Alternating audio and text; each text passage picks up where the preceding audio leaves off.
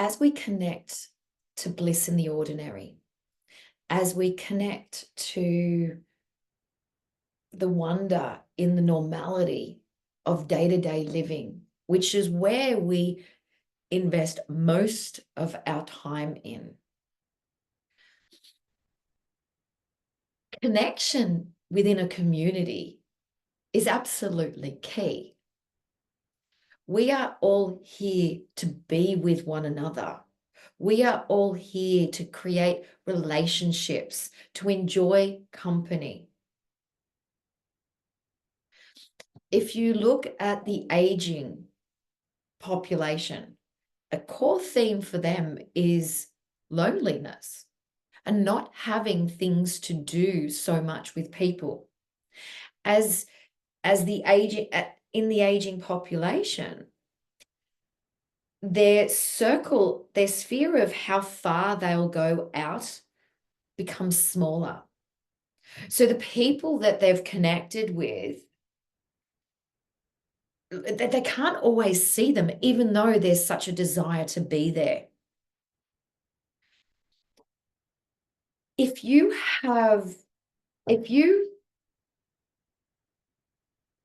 invest effort in creating communities throughout your life around your joys, around your bliss points,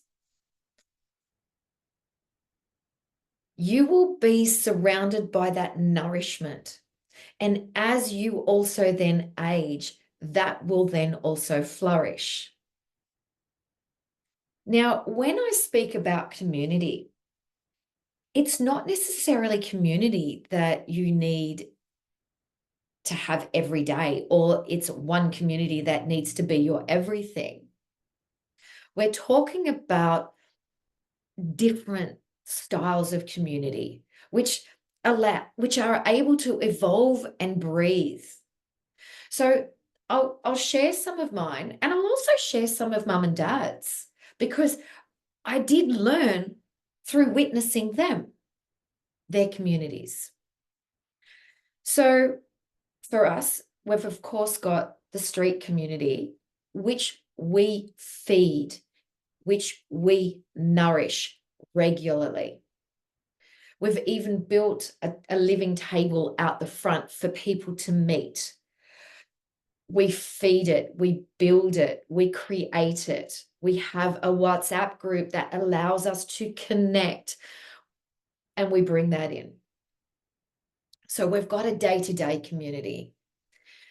We then started another community, which I didn't realize it was going to become what it became, with a group of parents, which we met. There were about 14 families when Liam was in finishing off kindergarten.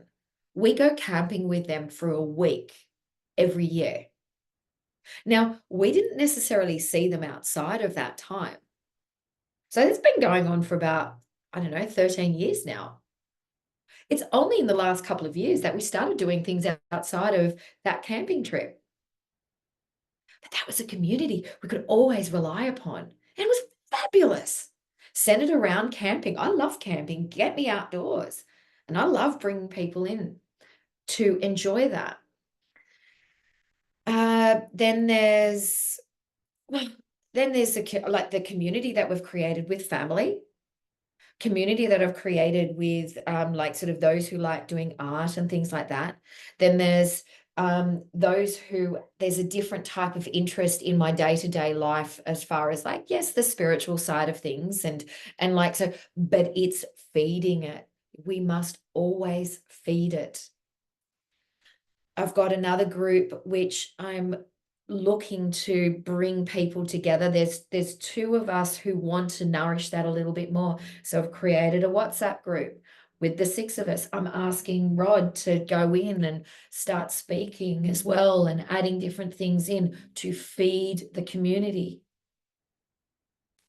I really believe communities are changing now, especially when Facebook and Instagram and social media came about. It was a lot of community was birthed from there.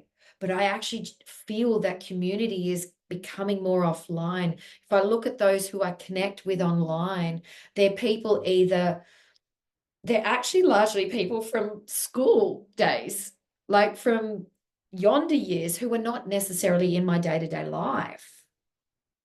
To nourish those communities, to nourish those friendships, the family relationships, you know, our family overseas in Germany, with, to nourish that, it requires effort.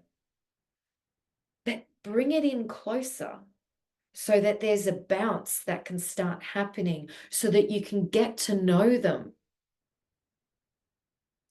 My parents, the communities, Mum started a book club, well, as a discussion group when I was in year 8. I was in year 8. It's been going for almost 40 years. We meet them for lunch once every 3 months. Yeah, a few of them have passed away now.